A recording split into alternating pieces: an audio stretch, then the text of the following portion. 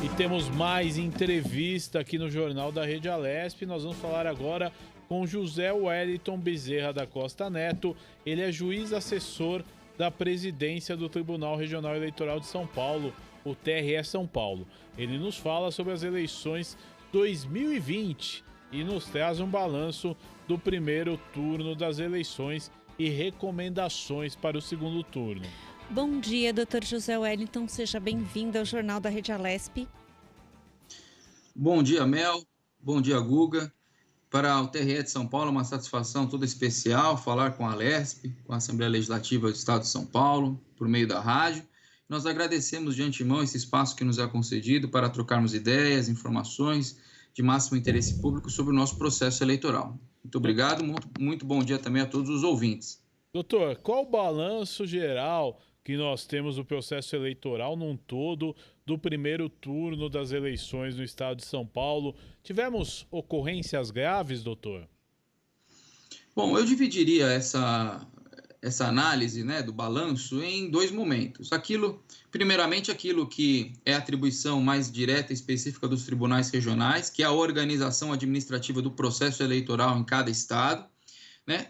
E depois o processo de envio de dados, de totalização, que foi aquilo que sucedeu após as 17 horas. Com relação ao primeiro aspecto, nós temos aqui um relato absolutamente positivo, diante, inclusive, de perspectivas as mais pessimistas que eram feitas em face do cenário de pandemia, algumas previsões até catastróficas. Felizmente, nós tivemos um processo eleitoral que transcorreu com absoluta tranquilidade. Nós tivemos, dentre os últimos processos eleitorais, dos menores números de ocorrências policiais, considerando a dimensão do estado de São Paulo, são 33 milhões de eleitores, é praticamente um país dentro de outro país. Nós tivemos, assim, cerca de 2 dezenas de ocorrências policiais, de coisas absolutamente corriqueiras, que são esperáveis. Tivemos um número ínfimo de troca de urnas, são mais de 85 mil urnas em operação, foram um pouco mais de 500 urnas trocadas, então é um número bem pequeno, e trocadas com eficácia, né, por urnas de contingenciamento, que, enfim, atenderam a sua finalidade. A questão da observância dos protocolos sanitários, onde estivemos, os relatos foram de que esses protocolos foram observados com exatidão, as pessoas atuando com muita consciência, os mesários atuando de uma forma absolutamente escorreita, enfim, o balanço para nós foi extremamente positivo.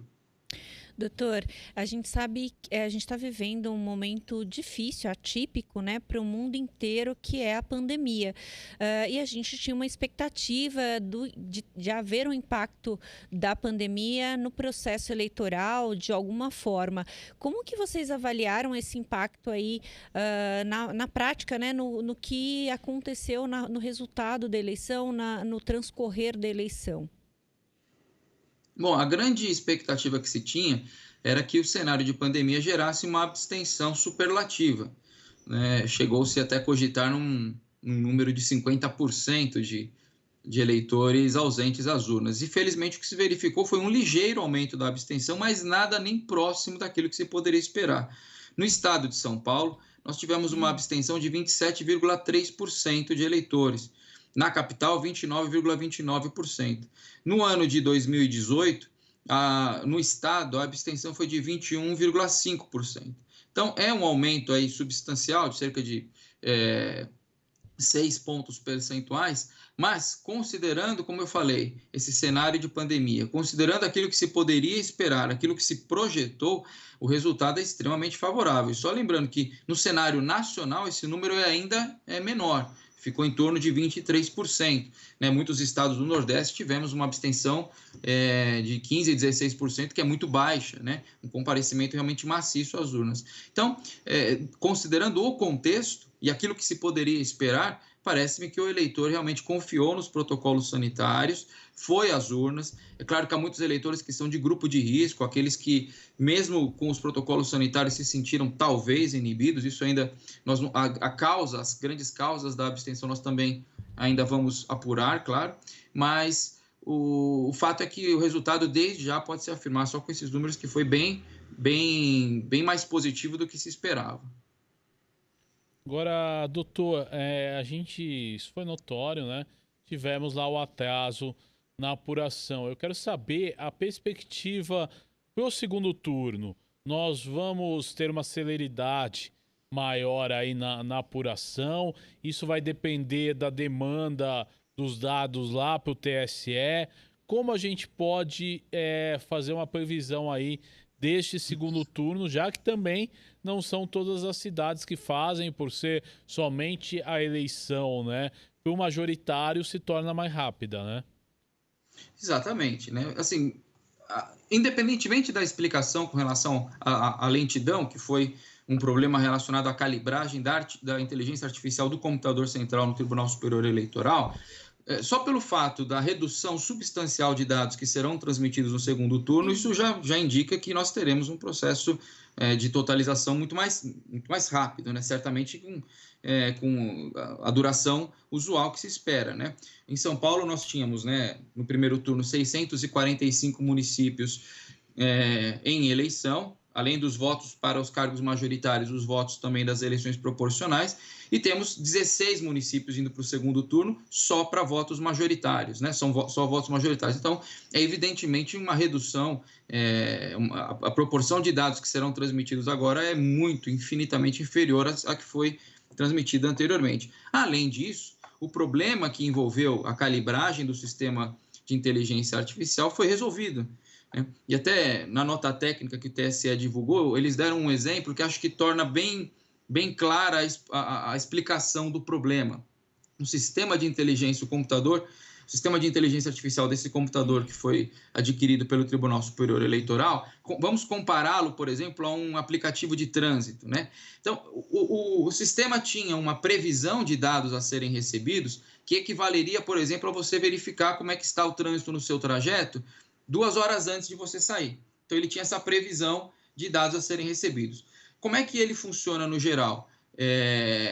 Quando esses dados começam a ser transmitidos, ele refaz o seu processo, o seu plano de execução, de processamento daqueles dados. Como você que atualiza o seu aplicativo de trânsito na hora que você vai sair de casa, na hora que você está na garagem do prédio, para verificar o estado atual do trânsito e o melhor trajeto agora. O que aconteceu foi a ausência dessa atualização.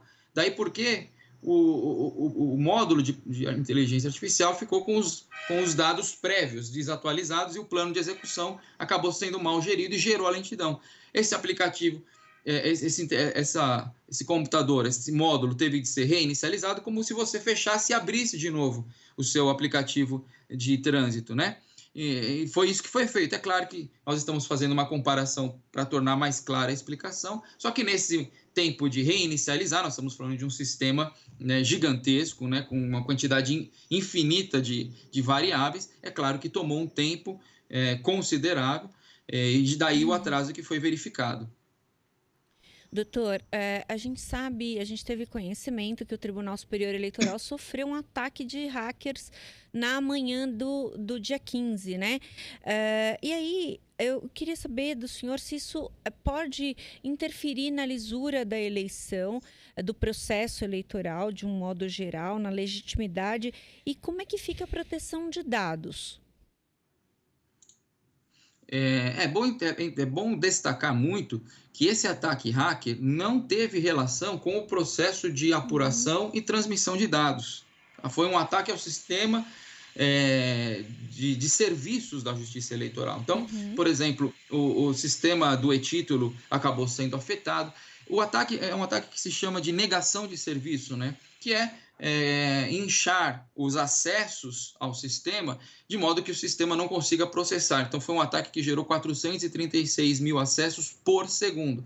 E é óbvio que essa é uma quantidade de acessos completamente irreal para os fins a que o aplicativo e os sistemas da Justiça Eleitoral se destinavam. Então, gerou a instabilidade no e-título, gerou algumas instabilidades no sistema do próprio TSE. Só que isso não tem relação nenhuma com o processo eleitoral, com a votação e com a totalização. Aliás, tanto que, um dado interessante, em alguns municípios de São Paulo, o município de Socorro, por exemplo, municípios em que há menor quantidade de sessões eleitorais, então você tem menos BUs, com a demora, os próprios correligionários, fiscais e partidos, com os BUs, fizeram a soma e tinham o resultado da eleição antes de sair, né, pelo TSE. Agora... Então, o resultado foi fidedigno depois, né? Então, a questão do ataque hacker não teve relação nenhuma com questão de urna, transmissão de dados, de totalização. O TSE funcionou como uma grande calculadora para somar os votos que já tinham sido apurados, né? E claro que agora a Justiça Eleitoral sempre se atualiza, né? Sempre há manutenção dos sistemas para evitar esse tipo de ataque. E os seus efeitos maléficos. É claro que, mais uma vez, haverá novas atualizações, haverá a criação de novas barreiras para evitar que ataques como esse se repitam, mas, claro que não são desejáveis, mas em tempo algum estes ataques colocaram em risco o processo eleitoral, que é a finalidade última, né, da Justiça Eleitoral. Foram ataques que acabaram atingindo facilidades, utilidades, serviços anexos, acessórios à atividade principal da Justiça Eleitoral. Agora, doutor, é importante também, a eleição aproximadamente daqui a 10 dias, né? E os casos, principalmente no estado de São Paulo, e lógico, é um reflexo no país inteiro, os casos da Covid-19 têm aumentado. O senhor acha que isso pode ser um fator aí para que a gente tenha um maior número de abstenções? E pergunto mais, quem tiver com sintoma não deve ir votar? Essa orientação que vocês dão aos eleitores? Olha, a questão do aumento dos casos, né, é um problema de política pública sanitária, claro que nos atinge, mas nós devemos observar as orientações das autoridades sanitárias do Estado. Então, por exemplo, se houver uma reclassificação do status, né, da cidade, né, ou do estado, em relação a contaminações, né, eventuais decretações de medidas restritivas, etc. Tudo isso deve ser avaliado à medida que aconteçam. Neste momento, né, apesar do aumento do número de casos, nós não tivemos nenhuma imposição de medida restritiva mais gravosa. Quem tiver sintomas de Covid, evidentemente, não deve votar. Não deve comparecer às urnas. A Justiça Eleitoral não tem como proibir o voto, né? Isso foi até uma questão que no dia da eleição foi muito divulgada. Quem está com Covid está proibido de votar. A Justiça Eleitoral não tem condições de fazer esse filtro. O voto é obrigatório, seja para quem está com Covid, seja para quem é do grupo de risco. Mas estas pessoas que estão com sintomas devem justificar a sua ausência às urnas. Se elas estiverem no seu domicílio eleitoral, vão justificar a partir do dia seguinte às eleições, tem um prazo de 60 dias para fazê-lo, devem juntar um documento que comprove o seu estado, é um atestado médico que compareceu ao pronto-socorro, que tinha sintomas de Covid, uma orientação médica, uma receita médica é suficiente para isso. Quem estava fora do seu domicílio eleitoral e não pôde acessar o sistema, pode juntar ali um print da tela que tentou acessar o e-título e não conseguiu, ou juntar outro documento que comprove, por exemplo, que estava fora, uma conta de luz, gente que mora fora do seu domicílio eleitoral, não fez a transferência do título, enfim. A orientação é essa, quem está com sintoma não vá ao local de votação, nós apelamos para a consciência social do eleitor, né? Doutor, o presidente do tribunal, Luiz Roberto Barroso, falou em entrevista, sinalizou aí sobre os estudos que o TSE está levantando para uma votação, de repente, por meio da internet, né? Que a gente, num futuro próximo, a gente possa votar das nossas casas mesmo. Queria saber como é que está esse estudo, essas possibilidades e mais, a gente sabe que a urna ela não é conectada à internet e isso é um dos motivos pelos quais as urnas brasileiras não são hackeadas, tem uma segurança aí com relação aos votos depositados nela. E aí, nesse caso, se passar o processo de votação para a internet, vai ter a mesma segurança?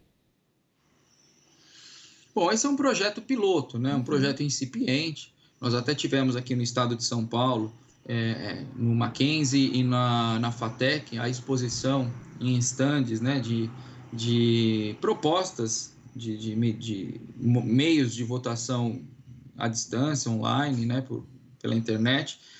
E certamente que um projeto que venha a ser aprovado, né, certamente haverá, primeiro, a necessidade de medidas legislativas, né? Então, isso deve ser aprovado pelo Congresso Nacional, certamente haverá um pacote legislativo que vai prever a forma como isso vai acontecer, exigir aí os requisitos de segurança suficientes para que tenhamos um processo que seja até mais seguro do que as urnas, né?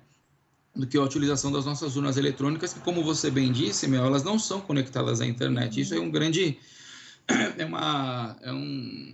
uma informação que nem todos sabem.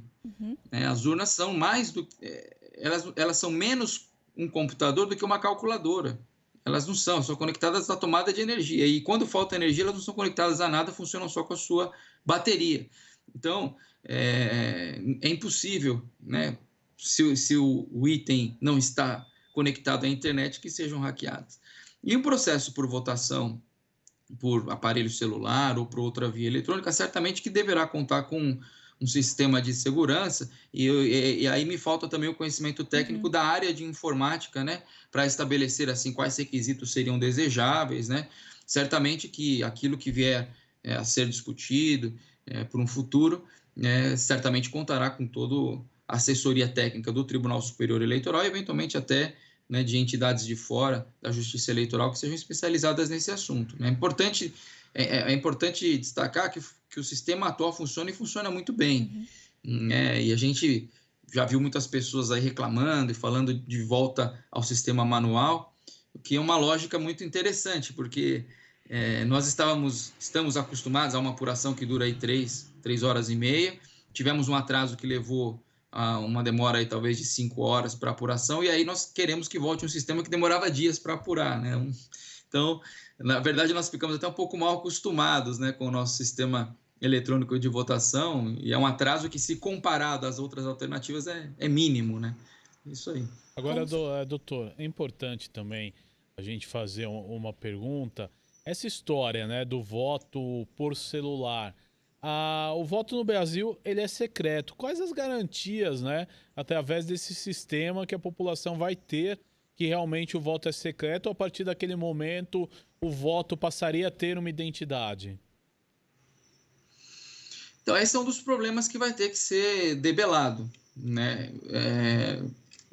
Assim, é bom nós termos também a compreensão exatamente do que é o sigilo do voto, né? O sigilo do voto é uma garantia para o próprio cidadão, de proteção, né, para que ele tenha condições de votar de forma livre, independente, esclarecida, de modo que, se depois, por exemplo, de que votou, ele resolve revelar para quem votou, né, o que não pode haver é a violação do sigilo contra a vontade do eleitor e por terceiros.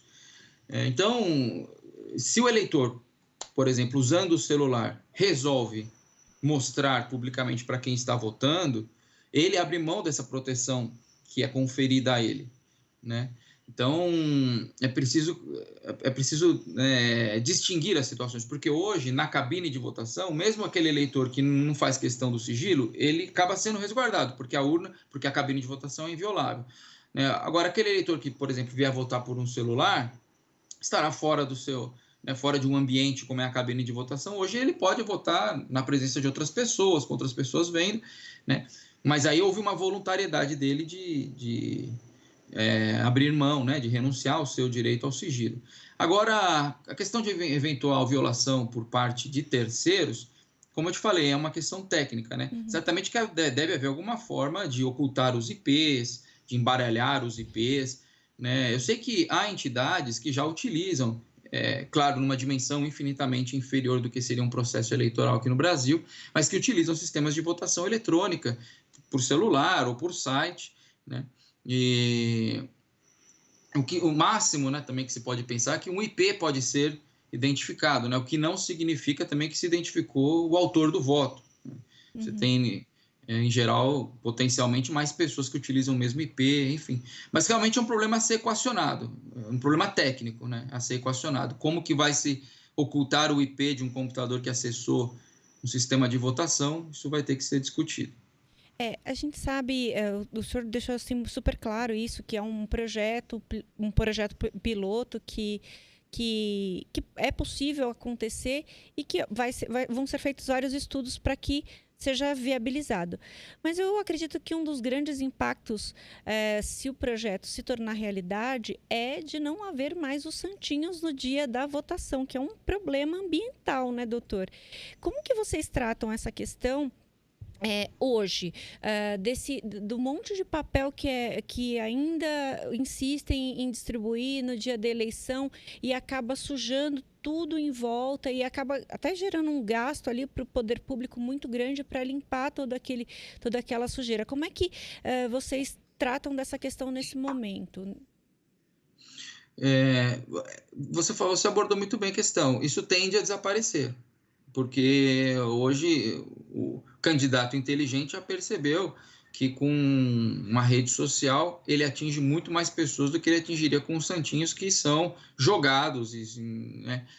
Raramente as pessoas guardam um santinho, levam para casa e vão olhar, enquanto que aquilo que é enviado num celular, que ele acessa pela rede social, ele acaba vendo com muito mais atenção. Mas, infelizmente, é um problema que perdura.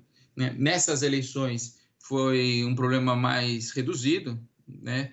Mas, infelizmente, ainda acontece. Agora, é bom destacar que esse derrame de santinhos,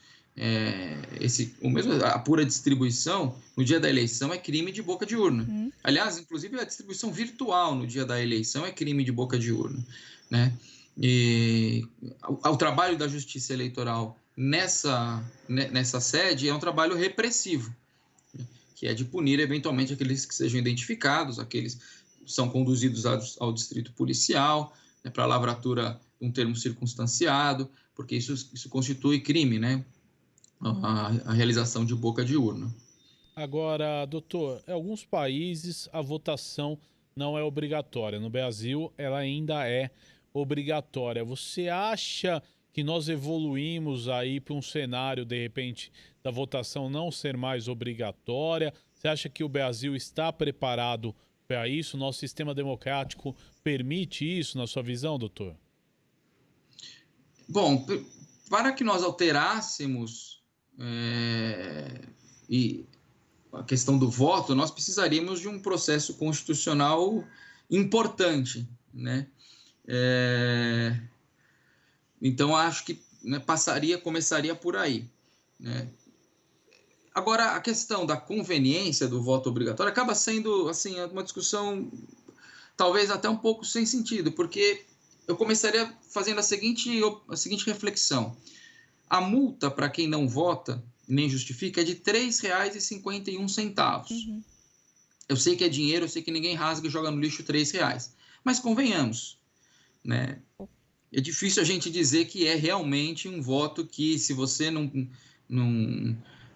exercer, um direito que, se você não exercer, você vai ser um dever, né? Que se você não cumprir, você vai ser extremamente prejudicado. Né? Começamos por aí. Em segundo lugar, se nós somarmos as abstenções, votos nulos, votos brancos, né? Nós vamos perceber, né? Principalmente os votos brancos, né? E as abstenções, nós vamos perceber que quem não quer participar do processo eleitoral já não participa.